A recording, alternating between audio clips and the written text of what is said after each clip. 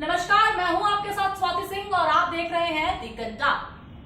दोस्तों, ये है मेरे साथ अल्ताफ और आज हम बात करेंगे कोरोना के ऊपर, कोरोना के बढ़ते मामलों के ऊपर और सरकार ने उसके लिए क्या नया कदम उठाया है उसके ऊपर। तो जैसे कि आप देख रहे हैं कि कोरोना के मामले दिन पर दिन बढ़ते ही जा रहे हैं और उसको लेकर आज सरकार ने एक बड़ा फैसला लिया है जो कि दिल्ली सरकार ने लिया है। तो हम अल्ताफ से बात करते हैं कि आज दिल्ली सरकार ने ऐसा क्या फैसला लिया है और क्यों फैसला लिया है, हमें अल्ताफ बताइए। जी अल्ताफ, बताइए। शुक्रिया स्वाति। तो जिस बात का डर था दिल्ली वासियों को वही हुआ है। दिल्ली में मनीष सिसोदिया अभी प्रेस कॉन्फ्रेंस में आए थे। उन्होंने बताया कि दिल्ली में अब लोगों के लिए, आम लोगों के लिए खास करके सैटरडे और संडे का कर्फ्यू लागू हो गया है। तो फिर से लॉकडाउन की तरफ हम लोग अग्रसर हैं। पहले लगा नाइट कर्फ्यू, अब लग गया वीकेंड कर्फ्यू, जिस वजह से कहीं ना कहीं एक डर सता रहा है कि कहीं ये फुल लॉकडाउन ना लग जाए। और जिस तरह से हमारी परिस्थितियां वापस से पहले जैसी हो रही थी, वो अब कहीं ना कहीं डर सताने लगा है कि फिर से लॉकडाउन, अब फिर से तीसरी लहर आ सकती है और लोग फिर से घबराए हुए हैं। क्योंकि उन्होंने जो रोजगार अपने तलाशे थे, नौकरियां खो दी गई थी, तो वापस से उन्होंने नौकरियां मिली, लेकिन अब ये हालात देखते हुए लग रहा है कि फिर से लोगों को पलायन करना पड़ सकता है। और दिल्ली सरकार का ये फैसला सही भी है, लोगों के हित के लिए है, लेकिन ऐसा हर राज्य को करना होगा। क्योंकि जिस तरह से कोरोना केसेस और ये ओमिक्रॉन और डेल्टा वेरिएंट अपने स्तर को बढ़ाता जा रहा है, तो कहीं ना कहीं ये घबराने की बात है स्वाति। जी अल्ताफ। तो अब जैसे कि देखते हैं कि दिल्ली के जो कुल मामले हैं, कोरोना के जो कुल मामले हैं वो 14.6 लाख हैं, पर वही सोमवार को मामले जो थे वो 4,099 निकले। तो उसको देखते हुए अगर हम बात करते हैं कोरोना आंकड़े पे, तो उसको देखते हुए आंकड़े बढ़ते ही जा रहे हैं दिन ब दिन। तो अल्ताफ, जिस तरह से हमारे देश में अभी विधानसभा इलेक्शन नजदीक आ रहे हैं और उसके लिए सरकारें जो हैं वो लगातार रैलियां निकाल रही हैं, लगातार रैलियां संबोधित की जा रही हैं। और जैसे कि कल देहरादून में अरविंद केजरीवाल जी की रैली निकली थी, तो उसको देखते हुए आज सुबह ट्वीट किया जाता है कि अरविंद केजरीवाल जी खुद कोरोना पॉजिटिव पाए गए हैं। तो ऐसे में अल्ताफ, आपका क्या कहना है कि ऐसे में रैलियां निकालना और खुद नेता का भी पॉजिटिव आना, उसके बाद क्या संदेशा जाता है हमारी जनता की तरफ कि जब हमारी सरकार ही सुरक्षित नहीं है और वो काम कर रही है जिसे वो हमें कह रही है सुरक्षा के लिए कि आप ऐसा करिए तो आप सुरक्षित रहेंगे, तो आप क्या कहना चाहेंगे कि मतलब कैसे इसको लिंक करते हैं आप? काफी गंभीर समस्या है। एक तरफ आप स्कूल कॉलेज को तुरंत बंद कर देते हैं, तत्काल प्रभाव से बंद कर देते हैं, जहां शिक्षा से कहीं ना कहीं आप ये चीज देखो कि सरकार की नजर में भी शिक्षा से ज्यादा बढ़कर चुनाव है, इलेक्शन है और अपनी पार्टी है। तो आप देखो कि उत्तर प्रदेश तो एक तरह से चुनावी मैदान बन रखा है। आप हर जिले में चले जाओ, चाहे वो मुरादाबाद हो, बरेली हो, लखनऊ हो, कानपुर हो, इलाहाबाद हो, प्रयागराज हो, हर जगह रैली हो रही है। भाजपा की रैली, सपा, मैं सिर्फ भाजपा को नहीं बोलूंगा, हर पार्टी, चाहे वो आप हो, आम आदमी पार्टी हो, कांग्रेस हो, सपा हो या भाजपा हो, सारे अभी लगे हैं पार्टी में, रैलियों में। तो ये एक गंभीर समस्या हो सकती है आने वाले टाइम में यूपी के लिए। जैसा कि आप देख सकते हैं यूपी में आज जो डेटा है 517 केसेस का, तो ये चीजें हो सकती छुपाई जा रही हो। जब आप दिल्ली में आप 4,000 केसेस निकल रहे हैं, तो आप उत्तर प्रदेश में जो कि 20 से 22 करोड़ की जनसंख्या है उत्तर प्रदेश की, वहां आप इतने कम केसेस दिखा रहे हो, एक प्रोपेगेंडा भी हो सकता है। ये मेरा मानना है, ये पर्सनल बात है।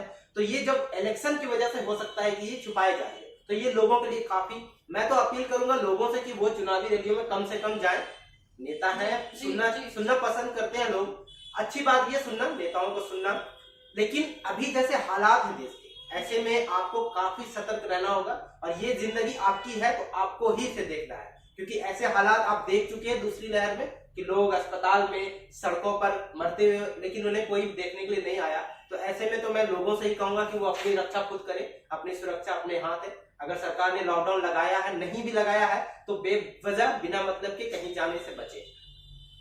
जी, अल्ताफ का कहना बिल्कुल सही था कि हमें बुलाया तो जाता है रैलियों में, हम उत्सुक होकर जाते भी हैं, क्योंकि भाई नेता है, नेता आए हैं, नेता की रैली आयोजित की गई है तो हम दिखेंगे।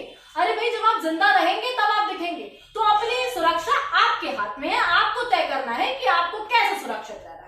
उसी तरह अगर हम बात करते हैं बिहार की, बिहार में ही दिन पर दिन केसेस बढ़ते जा रहे हैं। जिस तरह से बिहार में कोरोना ने अपनी रफ्तार पकड़ी है, उसको देखते हुए ऐसा लगता है कि बिहार में लॉकडाउन लग सकता है या फिर मिनी लॉकडाउन लॉकडाउन भी हो सकता है। जिस तरह से आज अरविंद केजरीवाल जी के थ्रू हमें ये जानकारी मिली कि वो पॉजिटिव आए, उसके बाद ही हमें तुरंत ये जानकारी भी मिलती है कि अब 2 दिन का यानी कि वीकेंड पे कर्फ्यू लगा दिया गया है कि 2 दिन सब कुछ बंद रहेगा। उसी तरह से हम बिहार को भी देखें तो बिहार में भी ऐसा लगता है कि बिहार में भी ये स्थिति जल्दी आने वाली है कि बिहार में भी लॉकडाउन लग सकता है, मिनी लॉकडाउन लग सकता है। जैसे कि हम बिहार के आंकड़ों पे नजर डालते हैं तो बिहार में टोटल मामले जो अब बढ़े हैं वो 344 मामले हो गए हैं, जो कि बिहार में बढ़ चुके हैं।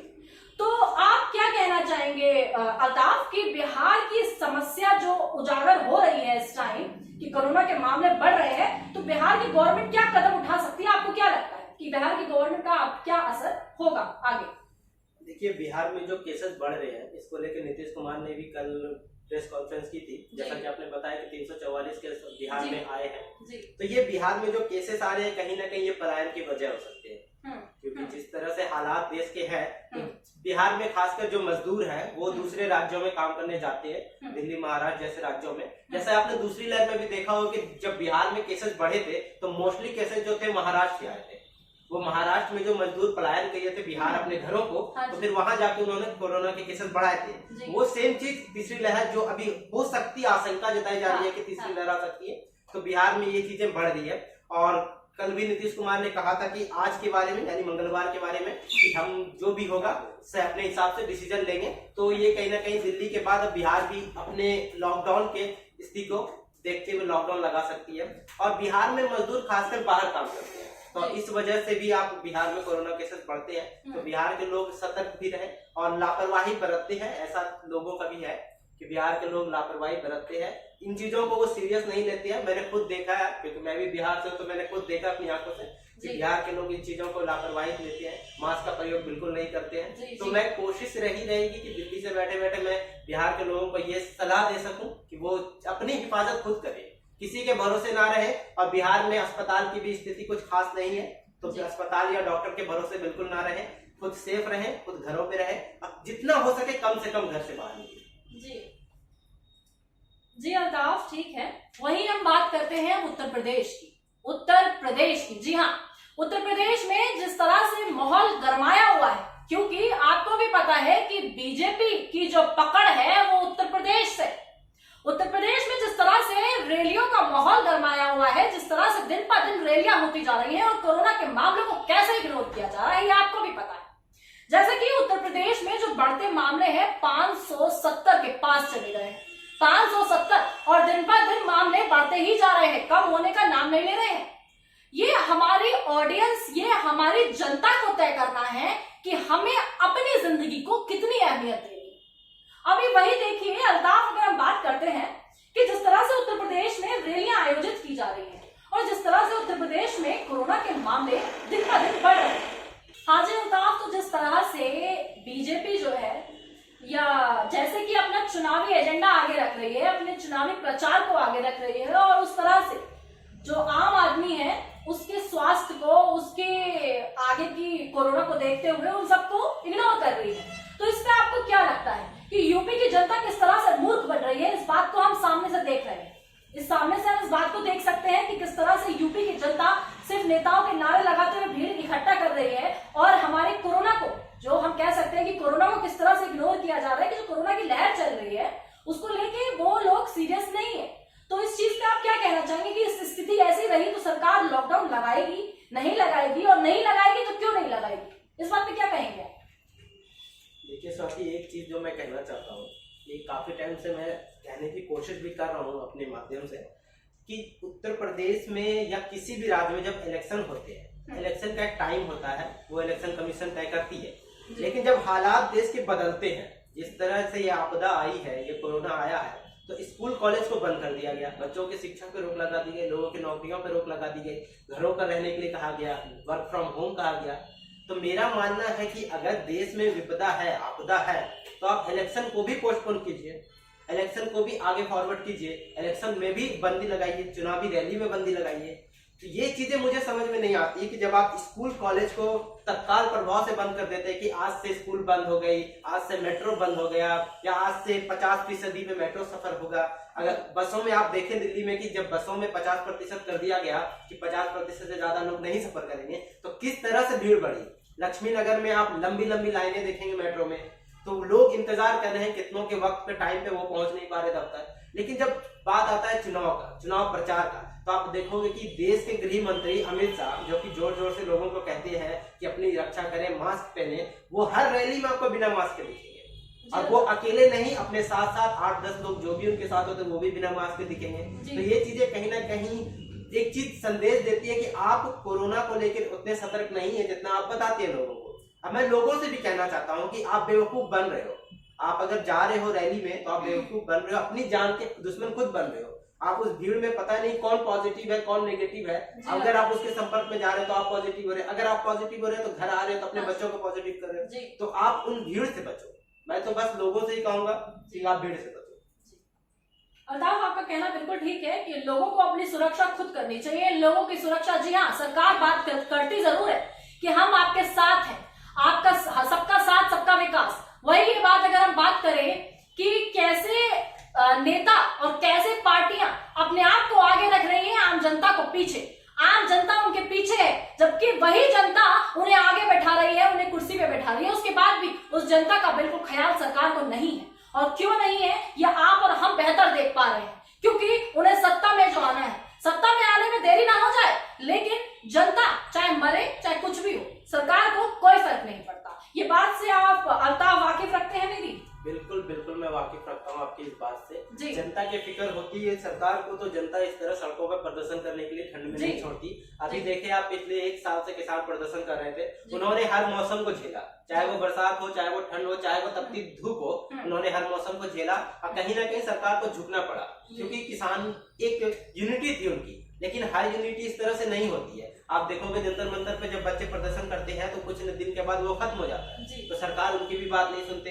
आज भी ठंड में बच्चे बैठे हैं, डॉक्टर हड़ताल पर है, तो ये देश किस ओर जा रहा है मुझे ये नहीं समझ में आ रहा है कि जब आप ना डॉक्टर की सुनते हो ना शिक्षक की सुनते हो, शिक्षक भर्ती को मतलब पुलिस का इस्तेमाल सरकार इस तरह से कर रही है कि आप आम लोग जो भी अपना आवाज उठाने की कोशिश करें उन्हें दबाना है। पुलिस का काम यही रह गया है। उत्तर प्रदेश में लॉ एंड ऑर्डर की क्या स्थिति है वो हम सब रोज अखबारों में देख ही रहे हैं। आए दिन इनकाउंटर पे बेगुनाहों को मार दिया जा रहा है और लोगों के साथ क्या क्या हो रहा है ये सब हम सब देख रहे हैं। तो इन सब में क्या कहना कि यूपी इलेक्शन है, ये इलेक्शन कहीं ना कहीं एक बात और मैं स्वाति जोड़ दूं, ये इलेक्शन देश की राजनीति में बहुत बड़ा अहम मुद्दा है, क्योंकि यूपी जो आप बता 1/3 पॉपुलेशन यूपी की है, 20 से 22 करोड़ पॉपुलेशन है, जो कहीं ना कहीं भारत की राजनीति में एक बहुत अहम रोल निभाती है। तो कहीं ना कहीं भाजपा हो या कोई भी नेता, कोई भी पार्टी हो, इस इलेक्शन को लेकर बहुत ज्यादा सीरियस है। तो इन चीजों को लेकर उन्होंने कोरोना को भी साइड कर दिया है। मेरा मानना था कि यूपी में भी अभी नाइट कर्फ्यू लग जाने चाहिए थे, क्योंकि 500-600 केस कम नहीं होते, वो 500-600 आगे बढ़ाएंगे तो आगे जाके केसेस बढ़ेंगे।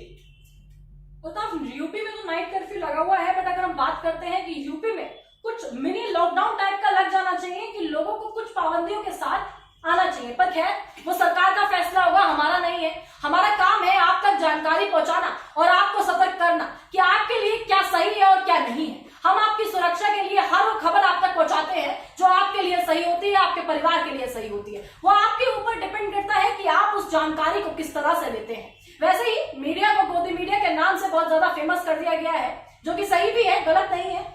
पर अगर हम बात करते हैं कि कोरोना की बात आज चल रही है, जिस तरह से कोरोना को बढ़ावा दिया जा रहा है, खुद सरकार बढ़ावा देती है। अल्ताफ, आप सहमत है? खुद सरकार बढ़ावा देती है कोरोना को? बिल्कुल बढ़ावा दे रही है। यूपी इलेक्शन आप देख ही रहे हो, इस तरह से सरकार चुनावी रैली में बिना मास्क के सब चुनाव प्रचार कर रही है। तो एक तरह से ये बढ़ावा ही बुलावा है कोरोना को कि आओ यूपी में कोरोना फैलाओ। अगर सरकार कोरोना को लेकर सतर्क होती तो वो स्कूल कॉलेज से पहले चुनाव प्रचार रोकती। क्योंकि स्कूल कॉलेज में आप चाहो तो बच्चे को डिस्टेंस में बैठा सकते हो, कॉलेज में बैठा सकते हो, लेकिन 2 सालों से स्कूल बंद है, कॉलेज बंद है, बच्चे यूनिवर्सिटी नहीं जा पा रहे हैं, ऑनलाइन क्लासेस चल रही है बच्चों के।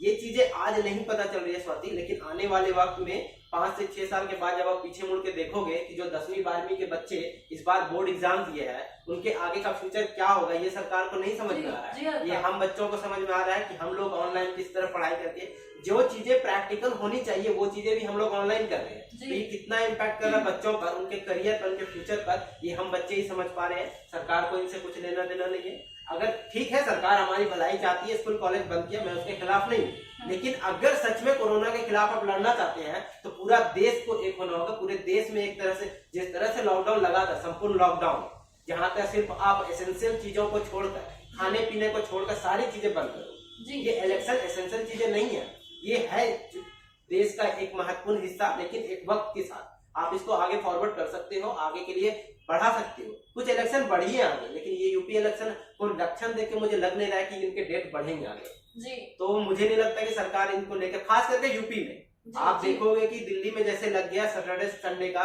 वीकेंड कर्फ्यू, यूपी में भी लगना चाहिए। और यूपी में खास करके लगना चाहिए क्योंकि यूपी की पॉपुलेशन बहुत है। और कोरोना पॉपुलेशन को डिमांड करता है। अगर पॉपुलेशन अगर 1 होगी तो वो 3 को फैलाएगी। दिल्ली में 2 करोड़ पॉपुलेशन है, यूपी में 20 करोड़। आप इस बात से अंदाजा लगा दो कि यूपी इलेक्शन के बाद जब डेटा निकल के आएगा कोरोना के, तो वो किस तरह के होंगे, ये हम सब सोच भी नहीं सकते। जी अल्ताफ, बिल्कुल आपने बिल्कुल ठीक कहा है इस बात को लेकर कि जिस तरह से पॉपुलेशन में अगर हम देखा जाए कि दिल्ली और उत्तर प्रदेश को हम देखते हैं और उस तरह से वो सतर्कता नहीं बढ़ती जा रही है, तो इससे हमें सिवाय दोबारा से कोरोना के उस कहर को रोकने से और उस कहर को दोबारा से सहने से कोई नहीं रोक सकता, ना ही सरकार सिवाय हमें थाली बचवाने के और सरकार सिवाय हमें घरों में कैद करने के कुछ नहीं करेगी। सरकार आने के बाद अगर कोरोना केसेस और बढ़ते हैं तो उसके बाद किसको ब्लेम कर सकते हैं हम या आप? किसे ब्लेम करेंगे? किसी को नहीं। सरकार हमें फिर से लॉकडाउन के थ्रू घर में बंद कर देगी। हमारे जितने भी मुद्दे होंगे हम उन्हें घर में बैठ के नहीं कर सकते। तो ये सरकार का अपना एक एजेंडा है।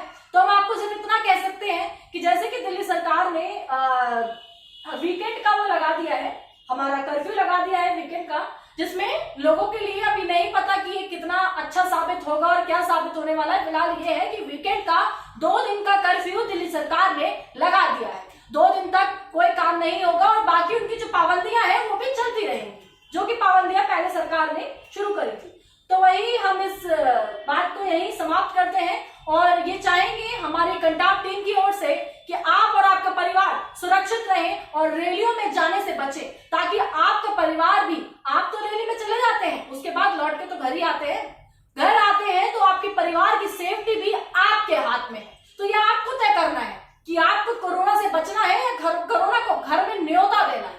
ठीक है, तो वही अल्ताफ, शुक्रिया हमारे साथ लाइव में जुड़ने के लिए। बहुत बहुत शुक्रिया स्वाति।